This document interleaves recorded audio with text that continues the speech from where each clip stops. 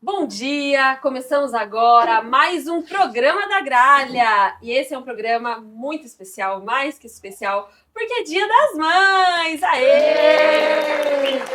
Parabéns para todas as mães que estão nos assistindo. E como é Dia das Mães, não tinha como não falar disso, né? Trouxe mães maravilhosas aqui para conversar com a gente. Sejam bem-vindas! Muito obrigada. Aniela, Carol, Anne, sejam bem-vindas. A gente vai bater um papo aqui, né?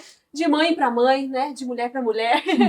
E a gente vai conversar sobre esse assunto que eu acho que depois que a gente se torna mãe, passa a ser o nosso universo, né? Sim. Não tem como. Então, primeira coisa que eu queria perguntar para vocês, falam que a maternidade muda a vida da gente. Eu super concordo, né? O que vocês acham que mais mudou na vida de vocês depois que vocês se tornaram mães? Eu acho que a gente se torna uma outra pessoa, a gente começa a ver a gente mesmo com outro olhar, começa a ver a família da gente com outro olhar, as outras mulheres, fica com mais medinho. Eu penso assim, eu dirigia de um jeito quando eu não tinha filhos, hoje eu dirijo de outro, entre tantas outras coisas assim que mudaram tanto. É sempre uma maturidade boa, né, que vem junto com a maternidade, né, parece que o bebê renasce mesmo ali junto, né. Uhum.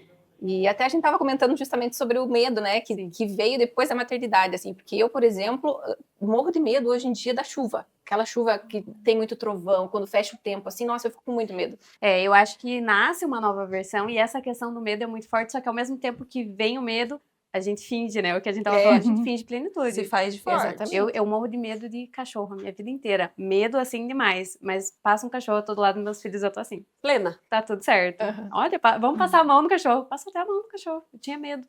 Então, vem uma versão diferente que faz você ter coragem de fazer as coisas, né? Sim. E de proteger ali os filhos, né? Tem alguma coisa que vocês, assim, algumas coisas que vocês, ninguém contou pra vocês? Eu falei, gente, mas eu achava que isso era tão simples. E aí, quando vocês se tornaram mães, vocês ficaram tipo, meu Deus, não sabia nada sobre isso.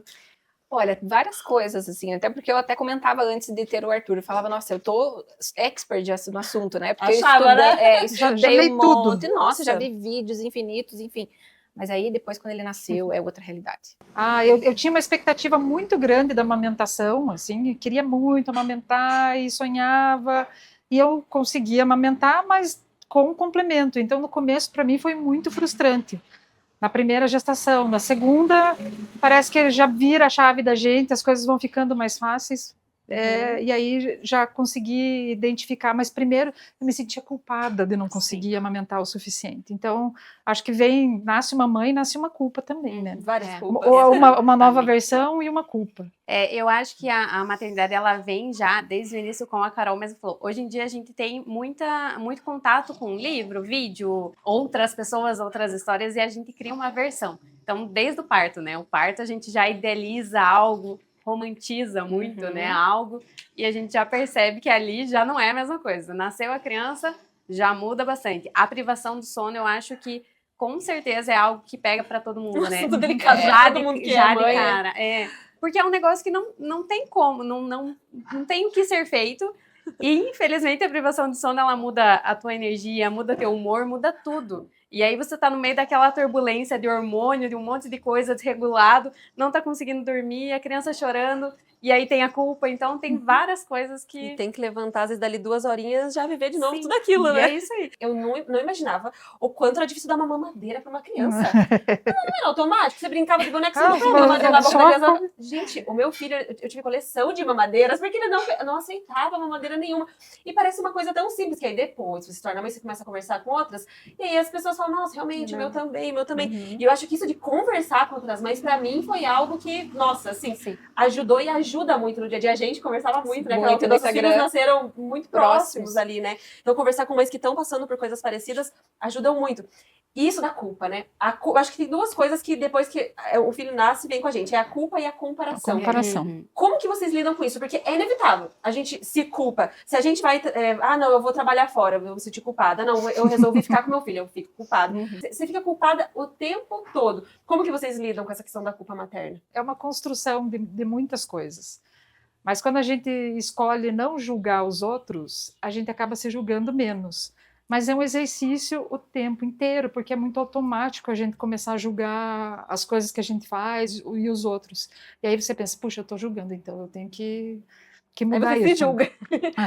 E aí, então, eu acho que isso faz uma diferença muito grande mas ao mesmo tempo a gente está o tempo inteiro ligado, né? É uma coisa que parece que tem um botão que deixa a gente aceso, prestando atenção em tudo.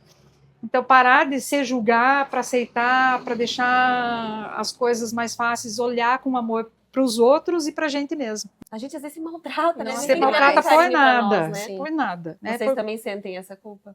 Nossa, total, né? Por tudo, né? Igual diz você, se coloca na escola, você se culpa. Se você fica em casa para cuidar, você se culpa. Você Então, contrata uma babá, se culpa. Tudo. Deixa eu colocar culpa também. se você quer tirar um soninho à tarde ali, você se culpa, porque Ai, eu tinha que estar fazendo tanta coisa, né? eu tinha que estar cuidando dele, eu tinha que estar ouvindo ele, né? Mas, enfim. E essa questão também da comparação, hoje em dia parece que até tem um manual, né, para primeira infância, assim, né? O meu filho com 2 anos tem que fazer isso, aquilo. E eu desapeguei disso, porque eu entendi que, claro, tem a janela de desenvolvimento, né? Você tem que ter uma base ali, mas cada criança é cada criança, né? Cada contexto, Cada realidade. Exatamente, a cada contexto na sua casa, né? Então não tem como você comparar com o filho do outro, né? Então eu tento desapegar, assim. Eu acho que essa culpa, essa comparação, ela vem também, mais uma vez, desde o início. Eu lembro que eu queria parto normal, não consegui. Queria amamentar, não consegui. Queria fazer tal coisa, não consegui. Então, eu tenho 2 filhos, né? O primeiro, a gente foi querendo fazer tudo. BLW e um monte de coisas, assim, que a gente via do lado de fora alguém fazendo e achava que Parecia aquilo tão era simples. simples e vamos fazer o melhor. Não é, o melhor é pra tua realidade, é pro teu filho e cada criança é uma criança. Hoje eu consigo entender isso. Cada um é cada um tem um determinado tempo para aprender aquilo, tanto a criança quanto os pais também, né? A gente tá passando por um momento diferente com cada filho. Então, justamente, eu acho que essa parte do se permitir. Eu sei que é muito difícil, porque nós, mães, a gente tem uma resistência a se permitir muito grande, né? E para vocês duas que têm mais de um filho, como que é essa questão da diferença, assim, que foi as 2 gestações, as 2 criações, e eu acredito que tem um tempinho ali, né, mesmo que seja pequeno, entre as duas, é diferente, né? Como que foi a tua experiência da primeira para a segunda gestação? Para mim, a diferença foram de 3 anos, e o meu filho mais velho, para mim, era um bebê ainda. Eu vejo hoje a maternidade do Vicente e do Valentim. O Vicente eu consegui desfrutar, consegui viver, eu fiquei ali até os 2 anos com eles, sempre, só ele, né? Aí o Valentim, ele veio, eu brinco que ele veio no meio do caos, mas ele veio no meio do caos também mostrando que tem a parte boa, né? No caótico ele tava ali. Mas foi diferente, eu não consegui vivenciar tanto com ele o que eu vivenciei com o Vicente, que é o mais velho. E as suas, Ariela? A diferença delas é de 3 anos e meio. Oh, parecido. Parecido, e é aquela história, o primeiro filho é uma coisa, o segundo filho é outro movimento, é outra atividade.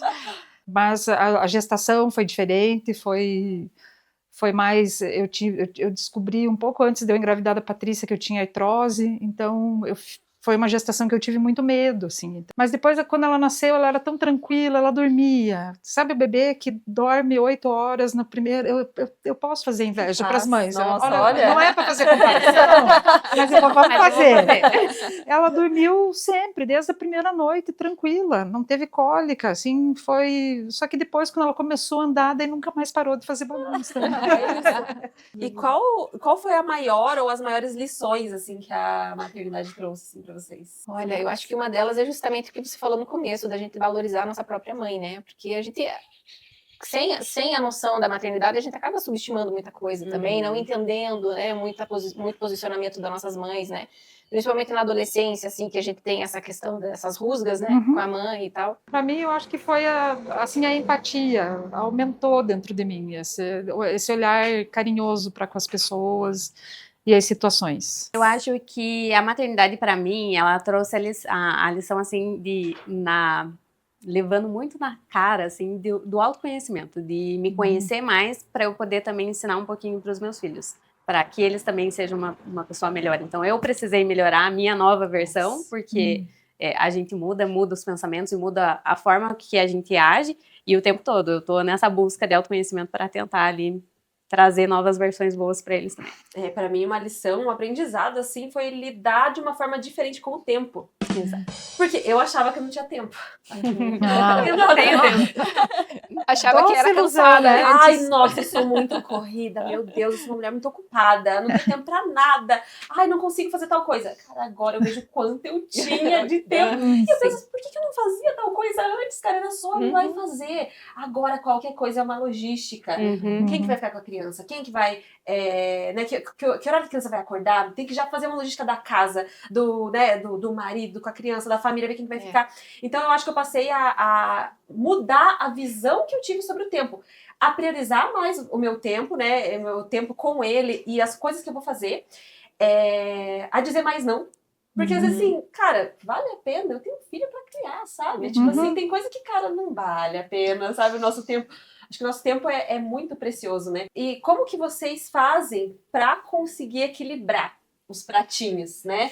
Entre ser mãe e fazer outras coisas da nossa vida. Seja trabalhar, seja conseguir tirar um tempinho pra você, seja tirar um tempo com o marido, com a amiga. Como que vocês fazem pra equilibrar? Ou se não fazem também? Eu não consegui equilibrar ainda 100%. Tem muita coisa ainda que eu sinto falta. Por exemplo, atividade física é uma coisa que eu quero muito voltar a fazer. Mas não tem como, não é impossível, porque o Arthur acorda muito cedo e a gente escolheu também estar com ele integralmente, né? Não colocar na escola ainda. Então, tem os prós e os contras disso, né? A gente também fica o tempo integral, né, com ele. E, enfim, equilibrar os pratos é impossível, assim. Mas a parte profissional eu consigo, às vezes, ter o terceiro turno, por exemplo, quando ele vai dormir, eu trabalho, eu faço as coisas numa sonequinha dele, porque aí eu colocar o notebook na frente, ele quer mexer também, ele quer ajudar a trabalhar, não tem né? como Então, conciliar ao mesmo tempo, não dá. trabalhar e pra vocês. É difícil. Equilíbrio ou não equilíbrio? Eu acho que equilibrar é uma romantização. A gente sempre vai alguma coisa. Equilibrar é uma palavra muito forte, né? Alguma coisa vai ficar de fora, né? Nossa, eu fico pensando, quem consegue lidar com isso sozinha, assim, consegue lidar do jeito que dá, né? Porque conseguir mesmo não tem como, né? E os pratinhos, como é que estão aí, Anne? Estão quebrados.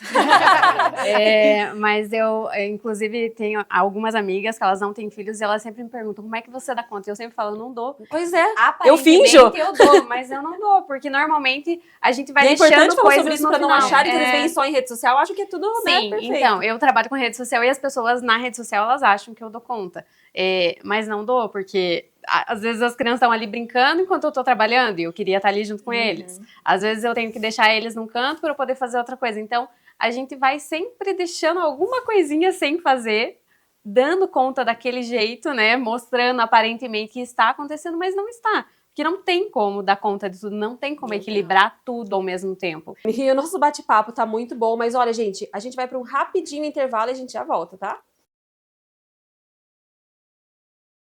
Voltamos. Nossa, é bom falar sobre maternidade, né? É bom desabafar com outras mães, conversar, trocar. E pra vocês, existe, assim, alguma coisa que vocês têm saudade de antes de ser mãe, assim, que você fala, nossa, eu fazia tal coisa, agora eu não consigo mais, assim, sem culpa aqui, tá? Aqui é um espaço seguro. Pode falar a verdade. Quando você falou em saudade, eu pensei, de quando elas eram bebezinhas, de quando elas também. É que às vezes a gente nem consegue, vocês ainda Sim. mais que acho que eles são maiores, você não consegue nem imaginar muito bem como que era antes, eu acho, né? A gente vai Pra esquecendo, mim, né? eles são meus bebês ainda. O maior, ele tá com 4. Pra mim, ele é um bebê ainda. Então, cabe no colo, pé de colo ainda. Tá Eu tudo certo. acho que essa saudade, assim, por exemplo, pra mim é um pouquinho assim dessa questão da liberdade, que meio que a gente, assim, antes, sei lá, quero ir tomar um café ali. Pega e vou. Sim. Agora não, assim, tem uma logística, mas Sim. claro que eu não trocaria por nada, assim, Sim, né? E você total. tem alguma saudadezinha? Eu acho que é justamente esse tempo, assim, que a gente tinha e não sabia, né? A gente, nossa, que correria, meu Deus, que canseira. Não Nossa, sabia ela. coitada, não sabia. Ela ia dormir Não, 8 horas por noite tranquila. Pra mim, a Tranquilo. minha maior saudade é dormir até as 10, pelo menos. Eu nem sei o que é isso. Nunca mais, verdade. nunca mais. Mas também tem as coisas de fases, né? Porque, assim, a gente que teve bebê mais recente, assim, cara, no começo parece que você nunca mais vai dormir, você nunca mais vai fazer nada. Só que vai melhorando a questão, assim, do sono. Parece que eles nunca vão dormir a noite inteira, mas eles vão dormir. Então, para algumas mães que, às vezes, estão tendo bebê agora ou estão grávidas, né?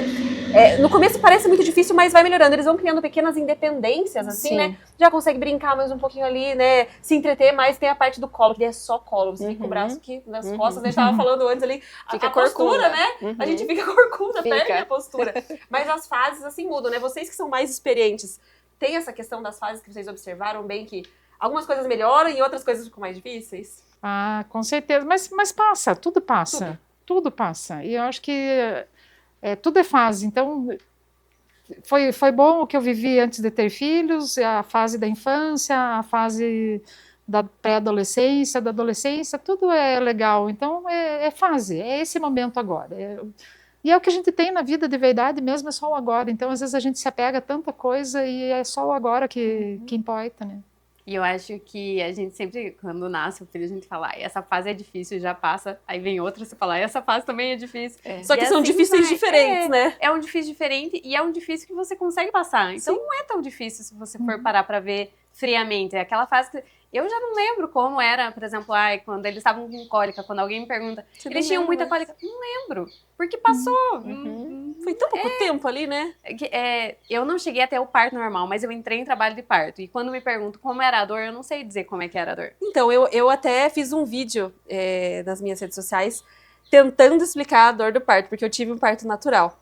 E aí, é muito difícil mesmo de explicar, porque tem muita dor, claro, só que assim, eu ouvi de uma doula que dor é diferente de sofrimento. Não existe parto sem dor. Se você fizer cesárea, vai ter dor depois. Sim. Se você parto normal, vai ser dor no momento. Então, vai ter dor de qualquer jeito, mas dor é diferente de sofrimento. Então, você tá ali por um propósito muito maior. Mas eu tentava, é engraçado esse vídeo, porque eu tentava explicar, assim, que é como se fosse uma cólica muito, muito forte, mas a parte da contração, né, mas é muito intensa. E pra mim, a contração, na minha memória, eu tenho a dor da contração muito mais na minha lembrança do que a hora de fato que ele saiu, assim, sabe, o expulsivo, né, que chamam, porque chamam até de círculo de fogo aquele momento, né, que você teve parto natural também, né? Aquele círculo de fogo, aquele momento Mas eu tomei analgesia, então essa parte eu não senti. Entendi. Mas até os 7 centímetros de dilatação eu tive A aquelas dores contração, intensas. e acho que ali nos 7 centímetros é o pior que então. tem, né?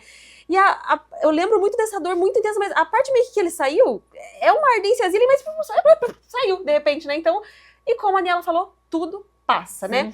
E agora eu queria que a gente olhasse para nós mesmas com carinho e dissesse algo para nós do passado. Então, assim, o que vocês diriam para vocês do passado quando vocês estavam lá naquela época idealizando, de repente grávida, ali vocês do primeiro filho, né? Ai, nossa, o que será que vem pela frente, né? O que vocês diriam para essa quase mãe aí que estava se tornando? Eu até fiquei emocionada pensando, porque eu sempre achava assim, que seria difícil para mim ser mãe. Mas eu acho que eu sou uma boa mãe e eu acho que isso é bem legal. Ah, com certeza. Legal. Você deu um conforto para a Aniela do passado. Bom, eu posso voltar um pouquinho antes de estar grávida ali, porque eu sempre tive vontade de ser mãe. E eu sofri bastante dificuldade em vários anos que a gente tentou naturalmente, eu tive dificuldade.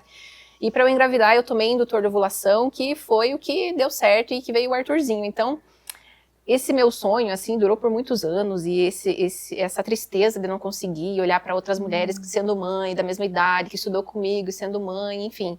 Então, eu falaria para mim, ficar tranquila que eu vou viver esse meu sonho e que vai dar certo e que vai ser muito melhor do que eu imagino. Olha, eu olharia para mim e falaria que eu vou dar conta. Na verdade, que eu dei conta. Porque a maternidade, ela vem com várias incertezas, mas a única certeza que toda mãe tem, né, é que a gente vai dar um jeito, a gente vai dar conta. É isso. E eu diria que eu estaria prestes a viver a coisa mais difícil da minha vida. Porque assim, todo mundo fala, é difícil. Mas você não sabe quão difícil, o tipo de difícil que é antes de ser mãe. Mas ela é tão difícil ao mesmo tempo quanto ela é tão maravilhosa. Exatamente. Então, assim, vai ser difícil, mas você vai dar conta, você vai passar por isso. Gente, estamos chegando no nosso momento final aqui com suspiros e lágrimas, né? Acho que a gente também aproveitar agora para encerrar, dar um Feliz Dia das Mães para as nossas mães também, né? Eu já quero aproveitar para dar um Feliz Dia das Mães para minha mãe e para todas as mulheres que são mães aí da minha vida também. Olha, mulherada, mães, vocês merecem o mundo, assim, e filhos, valorizem suas mães, homens, valorizem suas esposas, mães de seus filhos, nem que não seja sua esposa, valorizem as mães, porque, olha, não é fácil, mas é maravilhoso. Sim, total. Quer aproveitar? Feliz Dia das Mães, mãe. Um beijo. Te amo, viu? Feliz Dia das Mães para minha mãe, a Luzia, e para todas as mulheres que tiveram um papel maravilhoso na minha vida. Feliz Dia das Mães aí para todas as mães, em especial para minha mãe também, que é incrível e como vocês mesmos falaram, a gente aprende muito com as nossas mães quando a gente é mãe, né? Então, um feliz Dia das Mães para todas as mães maravilhosas desse mundo. Ai, eu amei bate-papo com vocês. Obrigada.